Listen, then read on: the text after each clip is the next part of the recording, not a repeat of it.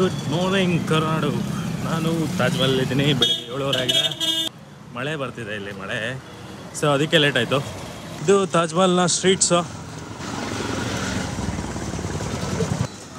Taj Mahal actually 5:30 open ಆಗುತ್ತೆ. ಮಳೆ ಬರ್ತಿರೋದ್ರಿಂದ ಜನ ಜಾಸ್ತಿ ಇಲ್ಲ ಇನ್ನು. ಸೊ ಇದೇ ತಾಜ್ ಮಹಲ್ನ one of the entry point. ಬನ್ನಿ ಹೋಗೋಣ.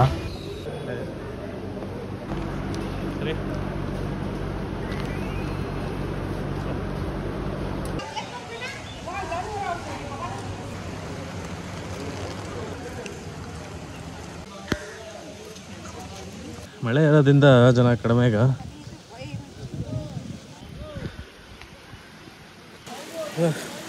ಮಳೆ ಬರ್ತಾನೆ ಇದೆ.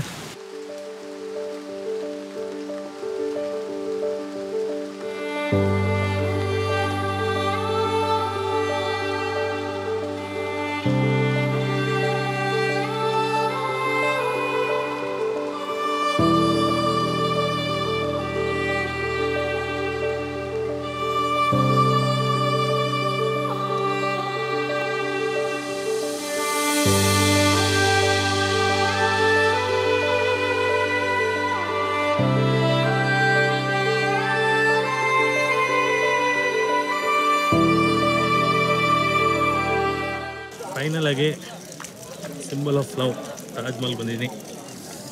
ನೋಡಿ ಇಲ್ಲಿ ತಾಜ್ ಮಹಲ್ ಹೇಗಿದೆ, ಸೂಪರ್ ಇದೆಯಾ? ಟೀ ಶರ್ಟ್ ಉಲ್ಟಾ ಹಾಕೊಂಡ್ಬಿಟ್ಟಿದ್ದೀನಿ ಅರ್ಜೆಂಟಲ್ಲಿ. ಸೊ ಇದು ಬಂದು ದ ರಾಯಲ್ ಗೇಟ್. ಇದ್ರ ಮುಖಾಂತರ ನಾವು ಎಂಟ್ರಿ ಕೊಟ್ಟಿದ್ದು. ಎಷ್ಟು ದೊಡ್ಡದಾಗಿ ಮಾಡಿದ್ದಾರೆ ನೋಡಿ. ಏನೋ ಇಲ್ಲಿ ಬರೆದಿದ್ದಾರೆ ಉರ್ದುನಲ್ಲಿ.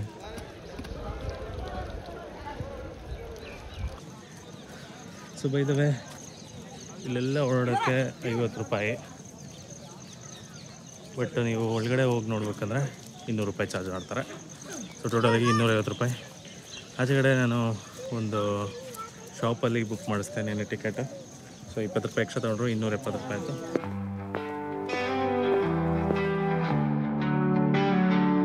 I found my voice, now here I am, seeing it all from where I stand. Stars are guiding me, fire burning beautifully, reaching out now, reaching out.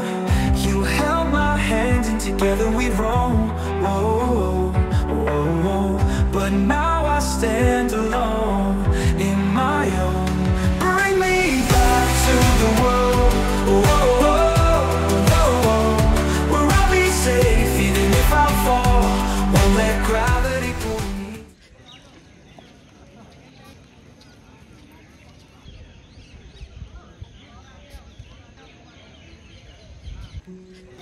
So ಫೈನಲಾಗಿ ನಾನು ನಿಂತಿದ್ದೀನಿ the 7th wonder of the world Taj Mahal ಮುಂದೆ. ಏನು ಸಖತ್ತಾಗಿದೆ. So Taj Mahal ಬಗ್ಗೆ ಹೇಳ್ಬೇಕಂದ್ರೆ ಈ ಅದ್ಭುತನ ಶಹಜಹಾನ್ 1632ರಲ್ಲಿ ಕಟ್ಸೋಕ್ಕೆ ಶುರು ಮಾಡ್ತಾರೆ ತನ್ನ ಹೆಂಡತಿ ಮುಮ್ತಾಜ್ ಮಹಲ್ ನೆನಪಿಗಾಗಿ. ಆ್ಯಂಡ್ ಸರಿಸುಮಾರು 22 ವರ್ಷ ತಗೊಳ್ತಾರೆ. 1632ರಿಂದ 1653 ತನಕ ಈ ಒಂದು ಅದ್ಭುತನ ಕಟ್ತಾರೆ. ಆ್ಯಂಡ್ ಇದನ್ನು ಕಟ್ಟೋದಕ್ಕೆ ಶಹಜಹಾನ್ 20,000ಕ್ಕಿಂತ ಹೆಚ್ಚು ಕಾರ್ಮಿಕರನ್ನು ಬಳಕೆ ಮಾಡ್ತಾರೆ. ಆ್ಯಂಡ್ ಸಾವಿರಾರು ಆನೆಗಳನ್ನ ಯೂಸ್ ಮಾಡ್ಕೊಂಡಿರ್ತಾರೆ. ನೀವು ನೋಡ್ಬೋದು ತಾಜ್ ಮಹಲ್ನ ಕಂಪ್ಲೀಟ್ ವೈಟ್ ಮಾರ್ಬಲ್ಸಿಂದ ಮಾಡಿದ್ದಾರೆ. ಆ್ಯಂಡ್ ಈ ವೈಟ್ ಮಾರ್ಬಲ್ಸ್ನ ಆಗ ರಾಜಸ್ಥಾನದಿಂದ ಆನೆಗಳ ಮುಖಾಂತರ ತರಿಸಿ ಕಟ್ಟಿಸಿದಾರಂತೆ. ಆ್ಯಂಡ್ ಎಷ್ಟು semi precious and precious stones use ಮಾಡಿದ್ದಾರೆ ಡಿಸೈನಿಂಗೋಸ್ಕರ. ಆ್ಯಂಡ್ ಈ ಸ್ಟೋನ್ಸ್ ಎಲ್ಲ ಎಷ್ಟು ಬೇರೆ ಬೇರೆ ದೇಶಗಳಿಂದ ತರಿಸಿದ್ರು. Arabia, Iran, Tibet, China, Punjab, Sri Lanka ಅಂತೆಲ್ಲ. ಆ್ಯಂಡ್ ತಾಜ್ ಮಹಲ್ ಸುತ್ತ ನೀವು ನೋಡ್ಬೋದು ಅದ್ಭುತವಾದಂಥ 4 ಟವರ್ಗಳನ್ನ ಕೊಟ್ಟಿದ್ದಾರೆ. ಈ 4 ಟವರ್ಗಳು ಸ್ಲೈಟ್ಲಿ ಔಟ್ವರ್ಡ್ಸ್ ಆಗಿ ಬೆಂಡ್ ಆಗಿದೆ. ಅದು ಯಾಕೆ ಅಂದರೆ ಇನ್ ಕೇಸ್ ಆಫ್ ಅರ್ಥಕ್ವೇಕು ಆ ಟವರ್ ಬಿದ್ರೂ ತಾಜ್ ಮಹಲ್ ಮೇಲೆ ಬೀಳ್ದಿರ ಆಚೆ ಬೀಳಲಿ ಅಂತ. ಆ್ಯಂಡ್ ಬಟ್ ಇದು ಸಿಮೆಟ್ರಿಕಲ್ ಡಿಸೈನಲ್ಲಿ ಬಿಲ್ಟ್ ಮಾಡೋದ್ರಿಂದ ನಿಮಗೆ ಅದು ಸ್ಟ್ರೈಟಾಗಿ ಇರೋ ಥರ ಕಾಣಿಸುತ್ತೆ. So that is another engineering marvel. And ಇಲ್ಲಿ ನೀವು ನೋಡ್ಬೋದು 4 ಟವರ್ಗಳ ಮೇಲೆ ಮತ್ತು ಮೇಯ್ನ್ ಡೋಮ್ ಮೇಲೆ ಕಳಸ ಇಟ್ಟಿದ್ದಾರೆ. ಈ ಕಳಸ ಚಂದ್ರನ ಆಕಾರದಲ್ಲಿದೆ.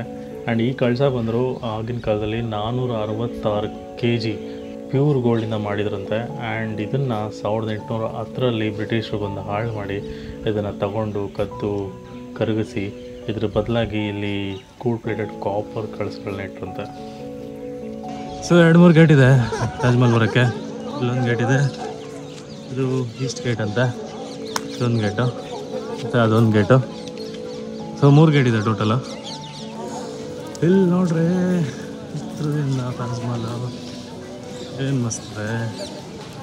ಸೊ ಅಲ್ಲಿ ಟಿಕೆಟ್ ಕೊಂಡ್ರು ಒಳಗಡೆ ಹೋಗ್ಬೇಕಾದ್ರೆ 200 ರೂಪೀಸು ಟಿಕೆಟ್ ತೊಗೊಬೇಕು. ಮತ್ತು ಅಲ್ಲಿ ಕವರ್ ಕೊಡ್ತಾರೆ, ಇಸ್ಕೊಬೇಕು. ಸೊ ಇದೆ ಕವರು, ಯಾಕಂದರೆ ಒಳಗಡೆ ಮಾಸ್ಕ್ ಒಳಗಡೆ ಗಲೀಜಾಗುತ್ತಲ್ಲ, ಸೊ ಅದಕ್ಕೋಸ್ಕರ. ಸೊ ಎಂಟ್ರಿ 200 ರೂಪೀಸ್ ಟಿಕೆಟ್ ತೊಗೊಂಡಿದ್ರೆ ಮಾತ್ರ ಈ ಥರ ಕವರ್ ಹಾಕ್ಕೊಬೇಕು.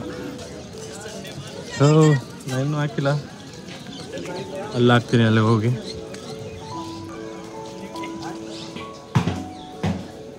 ನೋಡಿ ಎಲ್ಲ ಮಾಡ್ಕೊಂಡು ಸಾಕ್ತಾರೆ. ಏನು ಜನನಪ್ಪ, ಯಾವ ಜಾಗನೂ ನೆಟ್ಟಿಗೆ ಇಟ್ಕೊಳಕ್ಕೆ ಬಿಡಲ್ಲ. ಹಾಂ, ಇದನ್ನು ನೋಡಿ ಮೇಲ್ಗಡೆದು.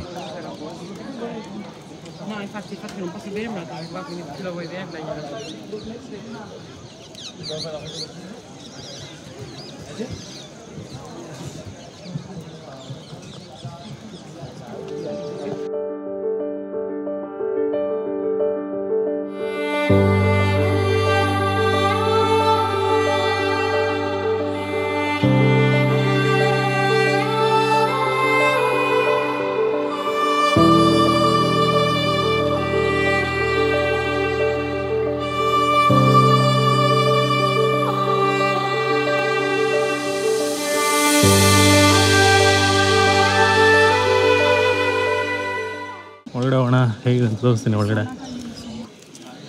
ಸಾರಿ, ಫೋಟೋಗ್ರಫಿ ಅಲೋಡಿಲ್ಲ. ಸೊ ಇದೇ ಲಾಸ್ಟು, ಇಲ್ಲಿ ತನಕ ಮಾತ್ರ ತಗೋಬೋದು. ಒಳಗಡೆ ಹೊಟ್ಟು ಬಂದೆ, ಏನಿಲ್ಲ, ಮುಮ್ತಾಜ್ ಗೋರಿ ಇದೆ. ಆ್ಯಂಡ್ ಅದು ನಿಜವಾದ ಗೋರಿ ಅಂತಲ್ಲ, ಅಲ್ಲಂತೆ, ಅದು ಸುಮ್ಮನೆ ಅದು ಅಂಡರ್ಗ್ರೌಂಡಲ್ಲಿ ಇದೆಯಂತೆ. ಮೇಲ್ಗಡೆ ಸುಮ್ಮನೆ ಟಾಮ್ ಥರ ಮಾಡಿದ್ದಾರೆ ಅಷ್ಟೇ. ಆ್ಯಂಡ್ ಈ ಒಂದು ಪರ್ಟಿಕ್ಯುಲರ್ ಬಿಲ್ಡಿಂಗ್ ಬಂದ್ಬಿಟ್ಟು ಮೆಹಮಾನ್ ಖಾನಾ ಅಂತ ಕರೀತಾರೆ, ಅಂದರೆ ಗೆಸ್ಟ್ ಹೌಸು. ಸೊ ಆಗ ಮುಮ್ತಾಜ್ನ ಡೆತ್ ಸೆರೆಮನಿಗೆ ಯಾವ ಗೆಸ್ಟ್ ಬರ್ತಾರೋ ಅವ್ರಿಗೆ ಅಕಾಮಿಡೇಟ್ ಮಾಡೋಕ್ಕೆ ಈ ಒಂದು ಜಾಗನ, ಈ ಒಂದು ಗೆಸ್ಟ್ ಹೌಸ್ನ ಕಟ್ಸಿರ್ತಾರೆ. ಆ್ಯಂಡ್ ನೀವು ನೋಡ್ಬೋದು ಎಲ್ಲ ರೆಡ್ ಸ್ಟೋನಿಂದ ಕಟ್ಸಿದ್ದಾರೆ, ತುಂಬ ಭವ್ಯವಾಗಿ ಸಗದಾಗಿ ಕಾಣಿಸ್ತಾ ಇದೆ. ವಾವ್. ಆ್ಯಂಡ್ ಇಲ್ಲಿ ದೊಡ್ಡ ದೊಡ್ಡ ಹಾಲ್ಗಳಿದೆ, ಸೊ ದ್ಯಾಟ್ ಜಾಸ್ತಿ ಗೆಸ್ಟ್ನ ಅಕಾಮಿಡೇಟ್ ಮಾಡೋದಕ್ಕೆ. ಆ್ಯಂಡ್ ಹೀಗೆ ಹಿಂದೆ ಬಂದರೆ ನೀವು ಬರ್ತೀರಾ Taj Mahal back side. And ಇಲ್ಲಿ ನೀವು ನೋಡ್ಬೋದು ವಿಶಾಲವಾದಂಥ ಯಮುನಾ ನದಿ. ಹೌದು, ತಾಜ್ ಮಹಲ್ನ ಯಮುನಾ ನದಿ ತೀರದಲ್ಲೇ ಕಟ್ಟಿದ್ದಾರೆ. ಆ್ಯಂಡ್ ಇದಂತೂ ಇಂಜಿನಿಯರಿಂಗ್ ವಂಡರ್ ಅಂತಲೇ ಹೇಳ್ಬೋದು. ಯಾಕಂದರೆ ಯಾವುದೇ ನದಿ ಪಕ್ಕದಲ್ಲಿ ಕಟ್ಟಡ ಕಟ್ಟಬೇಕಾದ್ರೆ ಅಷ್ಟು ಸುಲಭ ಅಲ್ಲ. ಆ ನೀರಿನ ಅಂಶ ಇರೋದ್ರಿಂದ ಆ ಮಣ್ಣು ತುಂಬ ಸಾಫ್ಟ್ ಇರುತ್ತೆ. ಅಲ್ಲಿ ಯಾವುದೇ ಕಟ್ಟಡ ಅಷ್ಟು ಸುಲಭವಾಗಿ ನಿಲ್ಲಲ್ಲ. ಯಾವುದೇ ರೀತಿ ಅರ್ಥಕ್ವೇಕ್ ಅಥವಾ ಫ್ಲಡ್ಡಿಂಗ್ ಆದರೆ ಆ ಕಟ್ಟಡ ಬೀಳುವಂಥ ಚಾನ್ಸಸ್ ತುಂಬಾ ಇರುತ್ತೆ. ಆದರೂ ಇಂಜಿನಿಯರ್ಸ್ ರಿಸ್ಕ್ ತೊಗೊಂಡು ಈ ತಾಜ್ ಮಹಲ್ನ ಕಟ್ಟಿದ್ದಾರೆ. ಯಾವ ಟೆಕ್ನಿಕ್ ಯೂಸ್ ಮಾಡಿದ್ದಾರೆ ಅಂದರೆ, ಅಲ್ಲಿ ದೊಡ್ಡ ದೊಡ್ಡ ಬಾವಿ ಗಾತ್ರದ ಹಳ್ಳಗಳನ್ನು ತೋಡಿ, ಅಲ್ಲಿ ದೊಡ್ಡ ದೊಡ್ಡ ಗಾತ್ರದ ಕಲ್ಲುಗಳನ್ನು ತುಂಬಿ, ಅದರ ಮೇಲೆ ಮರದ ದಿಂಬಿಗಳನ್ನು ಹಾಕಿ, ಸೊ ದ್ಯಾಟ್ ಅದು ಯಾವುದೇ ರೀತಿ ಫ್ಲಡ್ ಆಗಲಿ ಅರ್ಥಕ್ವೇಕ್ ಆಗಲಿ ತಡೆಯೋ ಥರ ಫೌಂಡೇಶನ್ ಹಾಕಿ ಅದ್ರ ಮೇಲೆ ಈ ತಾಜ್ ಮಹಲ್ನ ಕಟ್ಟಿದ್ದಾರೆ. ಸೂಪರ್ ಅಲ್ಲ?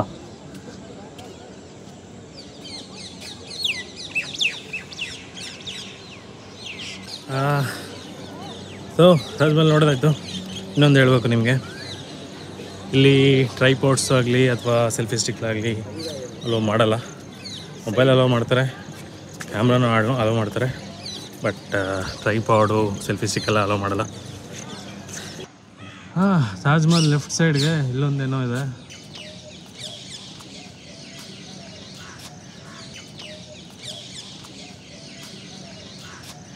The Lal Mahal water palace Taj museum ಅಂತೆ.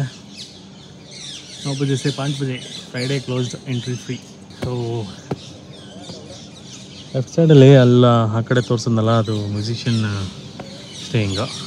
ಇದು ತಾಜ್ ಮ್ಯೂಸಿಯಮ್ಮು ಇದೆ, ನೋಡೋಣ ಬನ್ನಿ.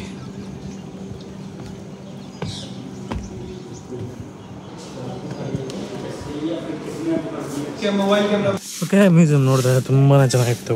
ಅವಾಗಿನ ಕಾಲಿದ್ದು ಎಲ್ಲ ಪ್ರೆಷಿಯಸ್ ಐಟಮ್ಸ್ ಎಲ್ಲ ಸೆಕ್ಯೂರ್ ಮಾಡಿ ಇಟ್ಟಿದ್ದಾರೆ ಗ್ಲಾಸ್ ಒಳಗಡೆ. ಆ್ಯಂಡ್ ಈ ತಾಜ್ ಮಹಲ್ನ ಕಟ್ಟೋಕ್ಕೆ ಯಾವ ಥರ ಮಾರ್ಬಲ್ನ ಯೂಸ್ ಮಾಡಿದ್ದಾರೆ ಅದನ್ನೆಲ್ಲ ತೋರಿಸಿದ್ದಾರೆ. ಆಮೇಲೆ ಆ ಮಾರ್ಬಲ್ ಎಲ್ಲೆಲ್ಲಿ ಬಂದಿದೆ, ಯಾವ್ಯಾವ ದೇಶಗಳಿಂದ ಬಂದಿದೆ ಅಂತ ಸುಮಾರು 16 ದೇಶಗಳಿಂದ ಆ ಸ್ಟೋನ್ಸ್ನ ತರಿಸಿ ಕಟ್ಸಿರೋದು. ಇದು ಡಿಫ್ರೆಂಟ್ ಸೆಮಿ ಸ್ಪೆಷಿಯಸ್ ಸ್ಟೋನ್ಸ್ ಅವೆಲ್ಲ ತುಂಬ ಚೆನ್ನಾಗಿತ್ತು. Unfortunately photo prohibited, so ತೋರ್ಸೋಕ್ಕಾಗಿಲ್ಲ.